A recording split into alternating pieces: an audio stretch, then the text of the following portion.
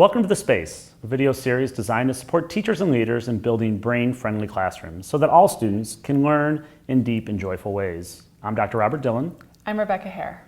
Learning space design does not have to be expensive. Most classrooms and schools and districts need to make these changes on a budget. There are many quick and inexpensive ways to make major shifts for kids. Supporting learning space design is an incredible amount of fun. As I work with teachers and students to build their space that they envision, so many low-cost changes emerge that have a big impact on the energy, attitude, and learning in the classroom. There is absolutely no reason to break the bank to redesign the learning space that our kids need. This is probably a good time for us to step back one more time and remember the idea that the intention of all of this work is to really improve learning. And I think that once we put that at the core, some of these financial decisions around learning space design really start to make a lot more sense. Yeah, I think there's also a big shift in we're going to buy this and it's going to last us for 50 years. That's not really going to happen anymore. We're really comfortable to have a refresh in our technology every 2 to 3 years, but we think that a chair should last for 70. That has to change in how we approach what we're going to buy and what we're going to bring into our space. Yeah, and I think one of the things that we've both seen around the country is that so much of what we already have is reusable. We just have to think about it with a designer's mindset.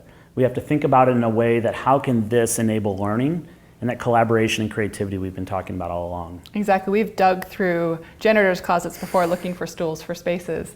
And when you can have that, you say, I need stools, then you can look for them because I want to create this. You always bring something in because you want to create a learning opportunity for your students. It's not just about having a bunch of pretty chairs that are all the same color. It's about having things that change and vary in height and change the way that kids can work in the classroom and give them lots of choice on how to sit and how to work.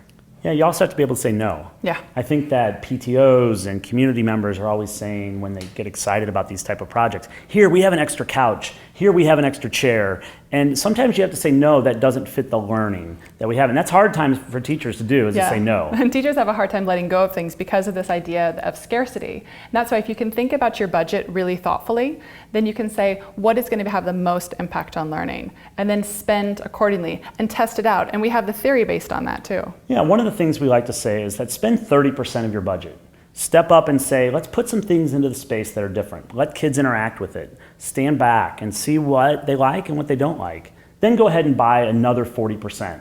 At that point in time, you'll have the bulk of what you want in that classroom, and then let that simmer and set. And then some other things will emerge that you never even thought of, and you can use the last 30% to actually fill out the classroom and make it really a learning space that matters. Absolutely. You don't have to get those great big purchases. You don't have to buy everything from a distributor for schools. You can try some things from a different kind of company, and instead of spending $600 on a stool, you could spend $50. And then if you have to change it in 3 years, or you provide students with a great opportunity to say, hey, this chair broke, can you fix it? Can you redesign it? Can you recover it? How can we make it better? You're going to give your students learning opportunities to reuse and recycle materials and become the designers that they can be.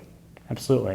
And I think that $500, $1,000, you can do a lot of work on a pretty small budget that I think most classrooms and most teachers can get themselves to. Yeah, the keys are bring things in with intention, be careful not to spend more at the beginning so that you have money left over later to spend, and do everything with the intention to support learning. Thanks for joining us for this video on learning spaces on a budget.